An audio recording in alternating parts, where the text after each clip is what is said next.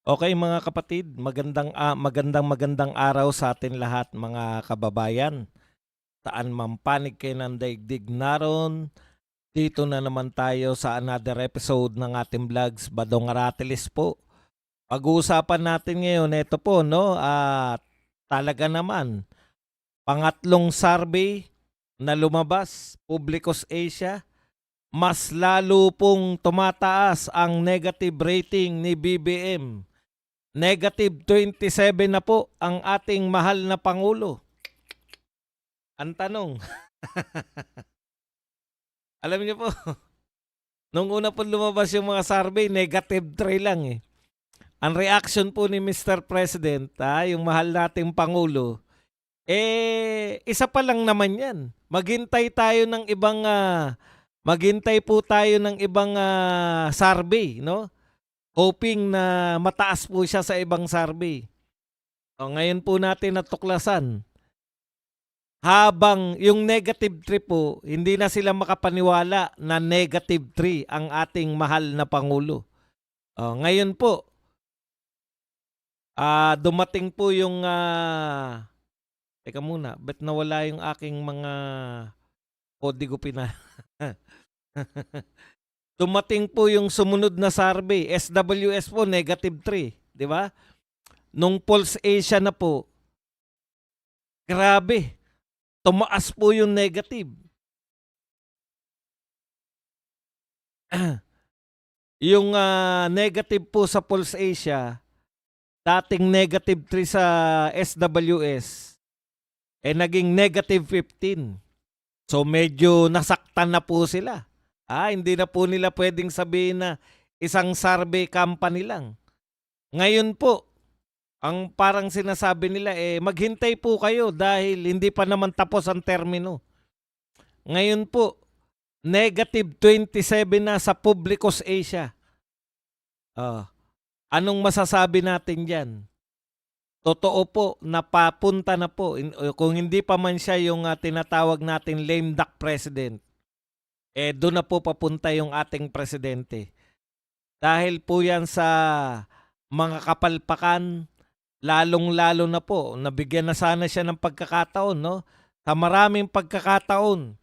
Kasi paulit-ulit po parang ang daming chance na binigay sa ating mahal na Pangulo ng mga mamamayang Pilipino, pero paulit-ulit pong nabibigo. Lalo na po pag sa Enero, pag meron pong magsasurvey sa Enero, baka mangutang na sa ibang mangutang na po si BBM ng survey sa iba. Hindi niyo po ba napuna?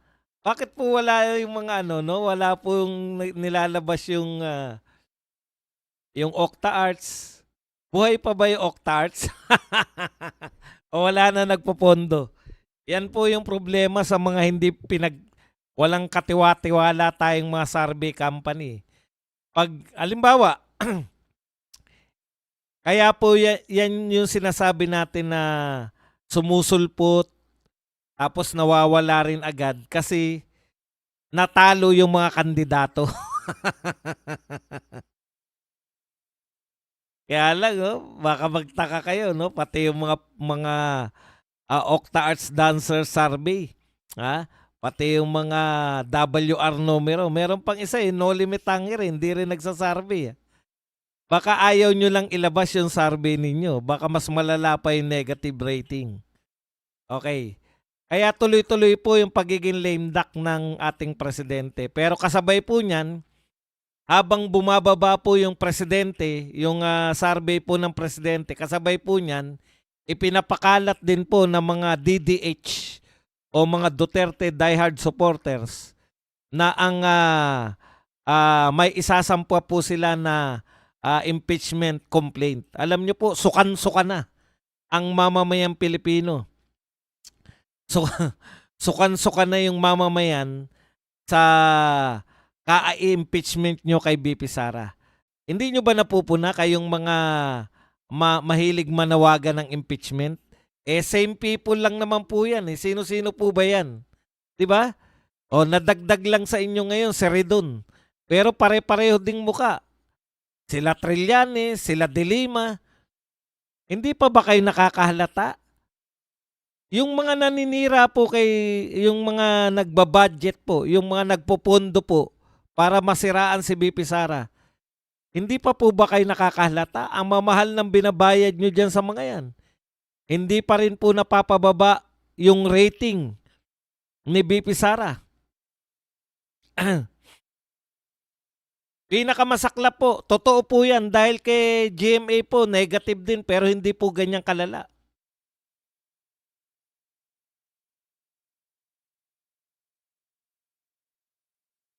Bayad kayo ng bayad ng mahal. Si Auntie Claire, no? Bayad kayo ng bayad ng, meron na siyang opisyal na mga paninira galing sa Malacanang. Meron pa si Auntie Claire na sariling paninira galing sa kanyang vlog. Hindi nyo ba nahalata? Wala namang epekto, no? Hindi po tumatalab kay BP Sara yun a million times. May nagsalita po nung araw na isang may-ari ng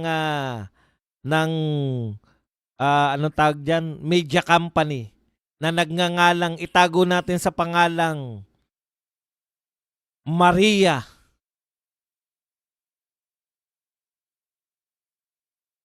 Payawak Reza. Kanina ko pa iniisip ko. Sa malabayawak na alindog ni Maria Reza. Di ba? Na a lie told a million times becomes the truth. Parang pareho lang ang boses. Bakit parang pareho lang ang boses ni Erwin Pendalo Tulfo tsaka si Maria Reza? Ewan ko. pareho lang, no? Hindi po totoo yung kasabihan na a lie told a million times becomes the truth. Oo nga, mukhang pareho lang po. Hindi po umubra. Pero bakit po, ang tanong po, bakit po hindi umuubra yung inyong paninira, yung inyong lie na told a million times becomes truth? Nasira po sa inyo yung kasabihan eh. No? Bakit po kaya? Bakit po kaya milyon beses na ninyong inuulit-ulit na siraan yung walang katapusang confidential fund ni BP Sara? Bakit hindi nyo pa rin po napapaniwala yung mga tao? Ibig sabihin, hindi ba tumatalab yung paninirang ginawa nyo katulad noon kay Jejo Marbinay? Hindi po ba tumatalab yung paninira na ginawa nyo noon kay Manny Villar? Alam natin yung diskarte nyo na yan eh. No? Yung mga matataas sa survey, sinimulan yung maagang tirahin, hoping na bumagsak sila at mawala na po ng tuluyan. Yung pag-asa nila na manalo sa susunod na eleksyon. Hindi po umubra kay BP Sara. Bakit po? Hindi po ba tao si BP Sara? Super duper po ba na napakaganda ng ginawa niya bilang Vice President? Alam niyo po, sa totoo lang, magtotohanan tayo, no? Sa liit po ng budget ni BP Sara, konti lang po yung nagagawa eh, di ba? Sabi nga ni Manong J. Sonsa, kung malaki budget niyan, talagang mas maraming mapaglilingkuran. Pero hindi po yun eh. Hindi po yun yung dahilan kung bakit nananatiling mataas si BP Sara, number 1 sa lahat ng survey, kung may nagsasurvey pa ng presidential election, number 1, no? Bakit po hindi pa rin tumatalab? Bakit po foolproof pa rin si BP Sara? Una, naranasan po natin yung Duterte leadership.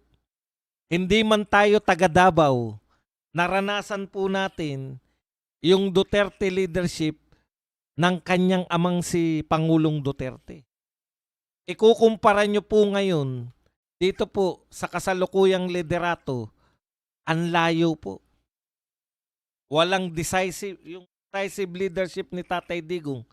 Ang layo po. Yung paninira mismo ninyo, yung sinisira, numero unong paninira ninyo, yung war on drugs, actually, hinahanap-hanap po yan.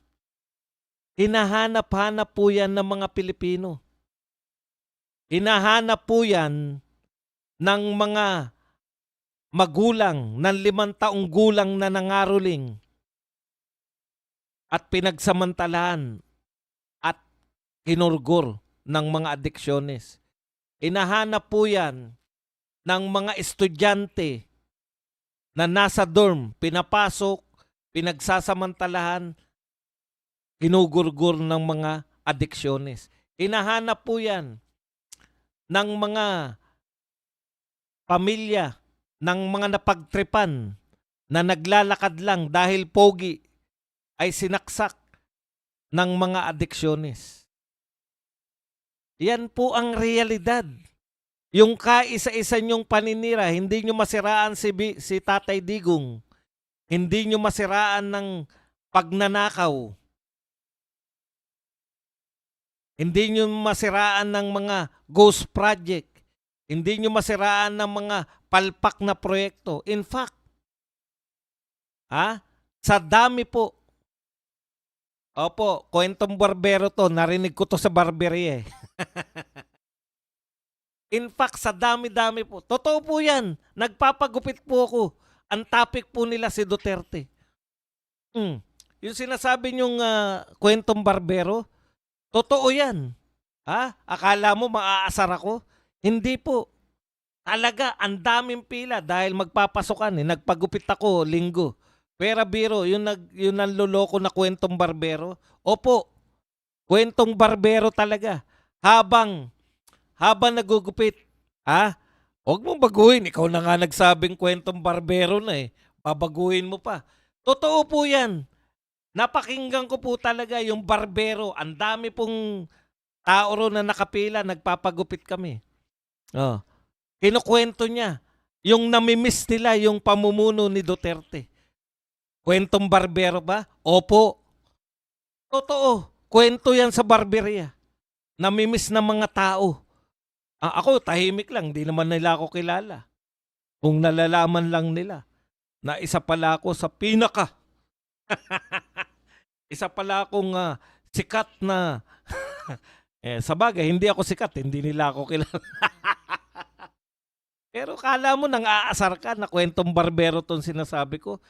Ito po ang kwentuhan sa barberia. Ito ang kwentuhan sa palengke. Bibili lang ako Sabi ko, ang mahal naman. Wala na tayong magagawa. O sabi sa akin ng tindera, walang kaabog-abog. Wala po tayong magagawa, sir. Sabi sa akin. Ang presidente natin si Bongbong eh. Imagine. Yan, tama yan. Kwento sa barberia, kwento sa palengke. Mag-aabot ka ng bayad sa taxi driver. Kwento sa taxi driver. Anong kwento nila? Dati sir, kahit saan kami maghatid, nung panahon ni Duterte, wala kaming katakot-takot. Pero ngayon, pag nagpapatid sa amin sa mga bandang loob-looban, natatakot na uli kami. Kwentong barbero? Totoo yan. Yan ang sinasabi natin. Ramdam na ramdam. Ramdam na ramdam ng tao yung pagkakaiba ng liderato ng isang Duterte at liderato ng hinahangaan nito ni Lord Tara. Mang-aasar ka pa na kwentong barbero yan naman talaga ang kwentuhan ngayon. Na yung hinahangaan mo, yung hinihimuran mo na wet packs. Teka muna, naamoy mo na ba yung wet packs?